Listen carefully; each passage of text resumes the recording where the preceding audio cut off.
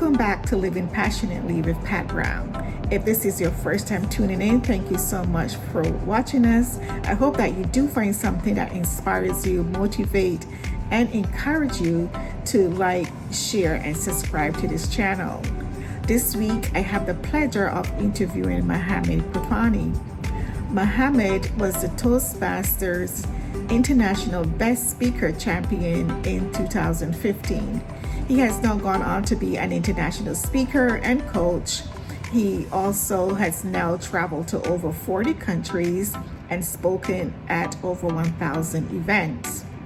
Mohammad is here to share his journey with us, or some of his journey with us, and share his experience from a child who stuttered to now being an international speaker. Welcome, Mohammad. Welcome back to Living Passionately. Today, I am so elated to have Mr. Mohammad Qahtani, Toastmaster World Championship winner, speaker of 2015. Gave a very enlightening, inspiring, and motivational speech that I came across.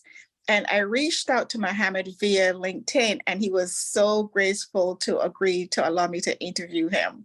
So Mohammad, welcome to Living Passionately, and thank you so much for taking the time. Thank you so much, Pat, for having me. My pleasure. So I'm just going to get right into it. My first question is, what inspired you to become a motivational speaker and to join Toastmasters? Well, first of all, as I said, thank you for having me. The reason why I joined Toastmasters is as a little kid, I grew up with a very bad stammering. I used to stutter a lot. It's still there, but not as bad. Mm-hmm. And with an advice of a friend of mine, he said, if you want to overcome it, you need to face the fear of speaking in front of people. And I found in Toastmasters the perfect way to do that, because in a Toastmasters club, you get to speak every single week. So every week you stand in front of an audience and speak. Mm-hmm. So the main reason why I joined was not just to be a speaker or to be a motivational speaker. I joined because I wanted to get rid of my stuttering. Oh, but wow. Then, you grow to love it, and that's what happened to me. So I loved speaking, and I found out that there is this contest that gets held every year called the International Speech Contest. Mm-hmm. And the contest starts on the club level, then on a smaller area level, and whatever, until you could qualify to compete on the World Championship. So I started the competition in 2010, and I used to reach to a certain level, and then I lose and whatever, until 2015, I was able to win the championship. Wow, that is awesome. So you started as a kid and this was your motivation. That's really cool, because I've grown up with kids who started, and oftentimes they sit in the background because of that. And, they trying to overcome those challenges. So that is really, really great. So did you use any particular techniques besides Toastmaster preparations? Did you use any technique to really overcome your challenge? Well, when you get to speak in front of people, you start to develop your own style. And what I notice works for me is when I speak slower, my stuttering kind of goes away. And that's an advice that I would give to anybody who has a stuttering problem, because I know from experience as a stutterer, you tend to speak too fast because you want to get rid of the words. Mm-hmm. Speaking is like a chore for you. So us stutterers, we tend to speak too fast. But when I notice when I slow down on my speaking, my stuttering is not as bad.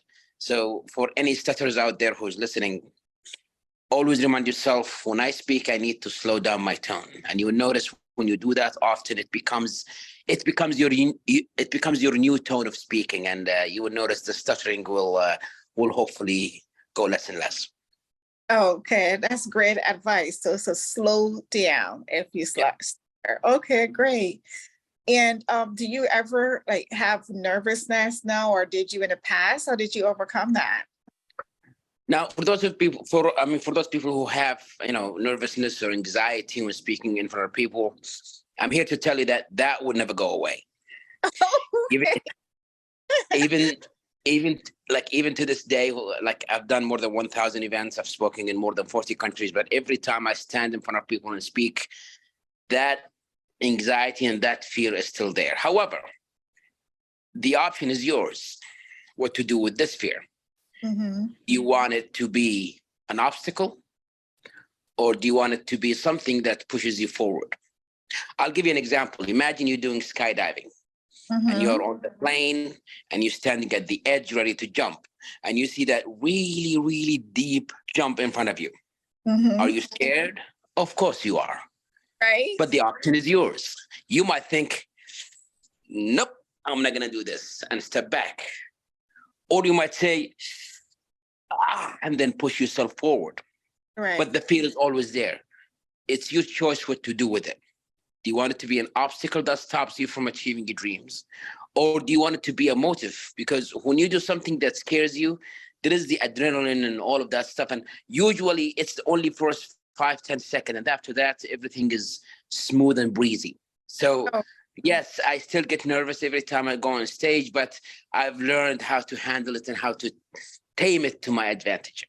okay. I guess I am pretty new with this speaking in front of people. Not new to it, but as I am trying to grow my speaking skills, also I think about that speaking in front of an audience, because of course, the goal is always to do a TED talk at some point in my life. And so I think about that and how would I overcome being nervous in front, because some people seem so calm, like they were just born to speak. Like, one of the biggest reasons why people get nervous when speaking is they worry too much about what would the audience say or what would they think. They think or they feel like sometimes they're not worthy. Sometimes the audience are much better than them. And in my public speaking courses, I always teach people and I say, remember that God created you unique. You have something that nobody in this earth has. Mm-hmm. You are better than everybody in that audience. You are better than everybody there because you have something that they don't have. They are all sitting there waiting for you. And you have to be careful not to let the ego creep in, but you have to tell yourself that. You have to tell yourself, like, I have something that they don't have. I'm here to offer something that they need. And when you talk to yourself that way, a lot of times, every time you go on stage, you do your best regardless of what people will say or think about you. Right. That's really great. Now, I know that you speak to audiences across the world. So how do you like diverse your speech or just to cultural differences and things like that? Well, one of the most important things that you should do as a speaker is before you get a chance to speak, you need to know who your audience are. I always ask, how many people am I speaking to? What is their level of education? What is the hot topic or the hot issue that you think everybody goes through? That will give me an idea of the audience. Another thing that I do is at the day what I'm going to go and speak, I come early. Like, I probably come an hour early. And I mingle with people, when we're going having coffee or whatever, I mingle with people and I started, chatting people up. And when you do that, you start to build a profile about your audience, what kind of people they are, or the things that you say and not say. I also found out that some words in some languages or some accents mean something different in another. So at least when you talk to people, you start to get a feeling what to say and what not to say. What is the thing that they care about the most, and you try to inject it into your talk. And how do you, as a speaker, because now you're teaching and on a different scale and whatnot, how do you grow and evolve as a speaker? Like, do you have a mentor? What steps? Of course, okay. Of course, you need mentors and you need coaches. And the biggest growth that I had as a speaker actually came after I won, because before I won the championship, I didn't speak outside. I only spoke in my club. I didn't speak like in public. But, after the winning and you get all this fame and people just want you to speak everywhere. And they expect you to speak for a long time, like a half an hour or an hour. The biggest challenge is, how can you keep an audience engaged for a very long amount of time? I mean, I can keep you engaged for 5 minutes, but more than that, it becomes a challenge. So I do a lot of reading and I do a lot of search, and I work very meticulously on linking every part of my speech to the other one, so I don't lose the audience in between. I also watch my audience while I speak. If I notice most of them are like leaning back or doing this or whatever, that means probably I'm doing something that bores them. So I stop and I jump to like another point, trying to get them back. I love all the things which I'm learning now, and I'm still in the learning process. Nobody is perfect. Every time I speak, I learn something new. So my rule is, if you love it, you will perfect it. And if you love something so much, you will even do the best that you can to make yourself really good at it. Okay, that's great. I mean, your speech was so motivated and inspiring, that world champion speech that you gave. How did you write that yourself? How did you prepare? One of them was an example about a boy that was trying to please his dad. And So that's actually a true story that happened to a friend of mine, and I've been wanting to do it as a speech, but I didn't know in which contests it should be done. But when I was preparing for the World Championship, I had a lot of coaches and mentors who worked with me to draft the speech to the way that it looks. And I always say, when you're seeking like mentors and coaches, ask yourself, what is the one thing that I need help with? Because everybody has an area of strength and an area of a weakness. right. My strength was humor, like I can make people laugh. But my weakness was I'm not really good with words and expressing words. So I sought coaches who helped me to redraft my speech. I told them what I wanted to say, and they told me what words to use, like the right word to use. So find a coach that fills the gap in you, the weakness that you have. Find someone who's really strong at it and shadow that person, or use him as a coach or as a mentor. And I would never be where I am now if it wasn't for those people. Nobody succeed on their own. And if you think, I'm just going to make it on my own, nobody does. Right. Everybody needs help. A mentor. So the mentor always has a mentor too. That is really awesome. Okay, and I know that you have a very busy schedule again, so I'm not going to keep you long, but what is one message that you can leave us with, inspiring message that you would give to an audience today? I would like to say to the audience this.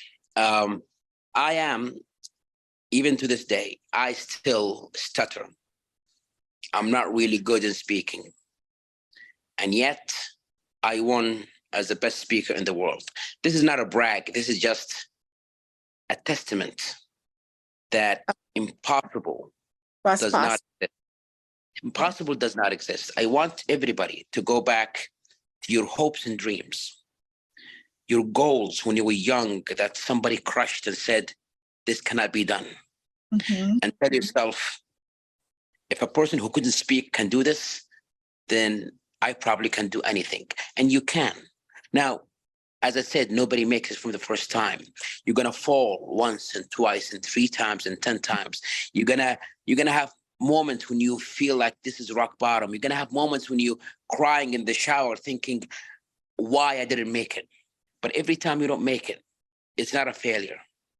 It's a lesson of what not to do the next time you try. And if you stick on it and you keep doing it, one day you will get there too, no matter what your dream is. No matter what your dream is. Thank you so much, Mohammed, for taking the time out today. I greatly appreciate it. And I know my audience would welcome your message. You have a great day. And see you out there. Thank you so much. Thank you.